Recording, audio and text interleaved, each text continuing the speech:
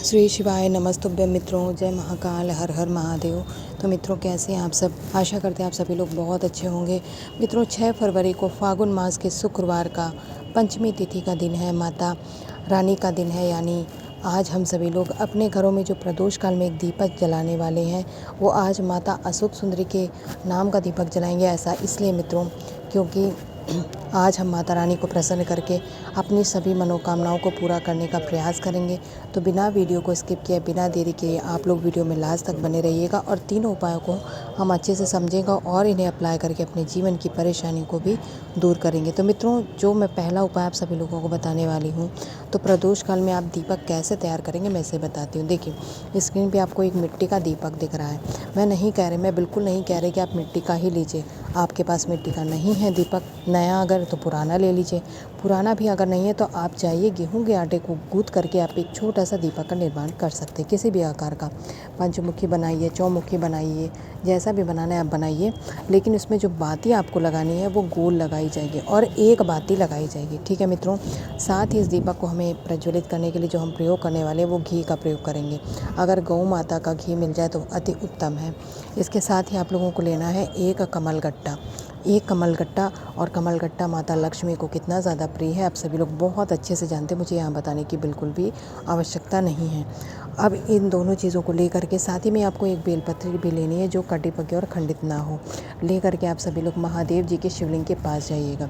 शिवलिंग के ऊपर आप लोगों को पता है कि माता रानी का जो हस्त कमल होता है वो माता रानी का स्थान होता है, और भगवान गणेश और भगवान कार्तिकेय के मध्य का जो स्थान होता है वो होता है माता अशोक सुंदरी का स्थान। तो हम जानते हैं, लेकिन अगर उस स्थान पे आपने दीपक समर्पित करने का सोचा तो मान लीजिए शिवलिंग छोटी है तो फिर दीपक गिर जाएगा।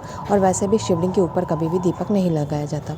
इसलिए मंदिर की चौखट के पास आपको शिवलिंग से थोड़ी दूरी पर माता रानी का ध्यान करके एक बेलपत्री पहले नीचे रखिएगा। मैं यहाँ फ़ोटो लगाना भूल गई हूँ, क्षमा चाहती हूँ, लेकिन आप लोग ज़रूर लगाइएगा। बेलपत्री लेंगे और उसी बेलपत्री के ऊपर इस एक दीपक को स्थापित करिएगा और माता लक्ष्मी का ध्यान करके दीपक को प्रज्वलित कर देंगे। जब दीपक जलने लगेगा तब आपने जिस लिए यह उपाय किया, यानी माता रानी का स्मरण करके, माँ जगत जननी, माँ जगदम्बा, माता रानी, माँ भवानी का ध्यान करके उनसे अपने घर की सुख समृद्धि और शांति की कामना करते हुए इस दीपक को जला दीजिएगा। और जलाने के बाद जब आप लोग निवेदन कर लेंगे तब जो एक कमलगट्टा लेकर के गए थे उस कमलगट्टे को इसे जलते हुए दीपक के अंदर डाल दीजिएगा। मित्रों, माता रानी के आशीर्वाद से आपके घर में सदा संपन्नता, सुख समृद्धि हमेशा बनी रहेगी। कभी भी आपके घर में कोई परेशानी नहीं आने वाली है। अब हम बात करते हैं आज के अपने करने वाले दूसरे उपाय की। मित्रों, जो दूसरा उपाय हम सभी लोग करने वाले वो है आपकी स्पेशल इच्छा या स्पेशल मनोकामना को लेकर के। इसके लिए आपको लेना क्या है, इत्र। इतनी सारी बॉटल हमें नहीं लेनी है, मात्र एक छोटी सी आपको इत्र की लेनी है।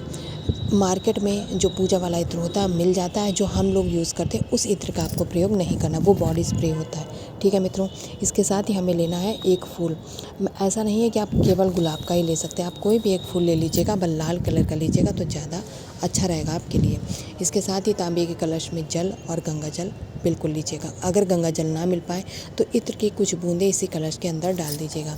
साथ ही में इत्र की बॉटल आपको अभी ले करके जाना है, क्योंकि उपाय हमें शिवलिंग के पास करना है। अब हम पहुंच गए महादेव जी के शिवलिंग के पास में। उत्तर दिशा में मुख करके खड़े हो जाइएगा और सबसे पहले जो आप जल लेकर के गए हैं उसे श्री शिवाय नमस्तुभ्यं मंत्र का जाप करके महादेव जी की शिवलिंग के ऊपर आपको समर्पित करना है। केवल जल, अभी कुछ और नहीं समर्पित करना है, केवल जल समर्पित करना है।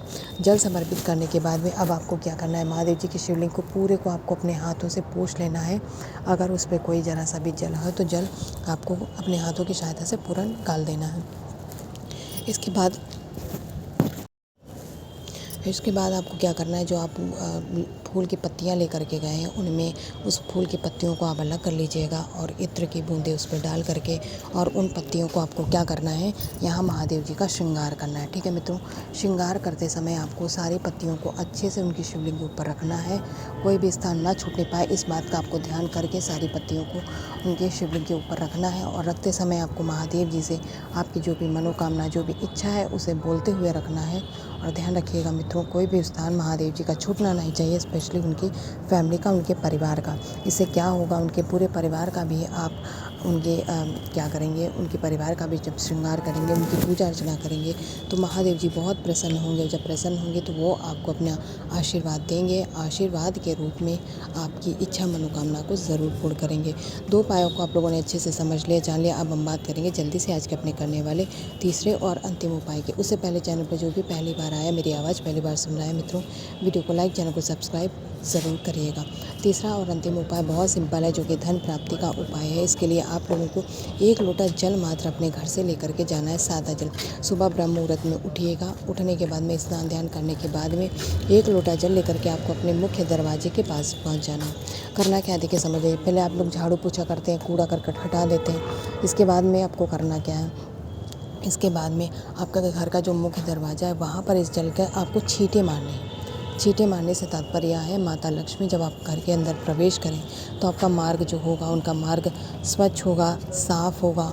और इससे क्या होगा, माता लक्ष्मी ज़रूर प्रवेश करेंगे। और शिव महापुराण में बताया भी गया है कि माता रानी वैसे ही स्थान पे प्रवेश करती हैं जो स्थान ठंडा होता है। तो जब आपका जब मुख्य दरवाज़ा होगा वो साफ़ होगा, ठंडा होगा, तो निश्चित तौर पे माता लक्ष्मी वहाँ से प्रवेश कर जाएंगी। और जब वो प्रवेश कर जाएंगी तो मित्रों, आपके घर में धन संपदा हमेशा बनी रहेगी, आपके घर में कभी भी धन की कमी नहीं होगी। तो इस उपाय को ज़रूर करिएगा मित्रों। अगर उपाय अच्छे लगे हों, वीडियो अच्छी लगी हो तो वीडियो को लाइक, चैनल को सब्सक्राइब और कमेंट सेक्शन में हर हर महादेव से ज़रूर लिखिएगा। महादेव जी का आशीर्वाद सदा आपके फैमिली पे ऐसे ही बना रहे, ऐसे मैं कामना करती हूँ। श्री शिवाय, नमस्ते।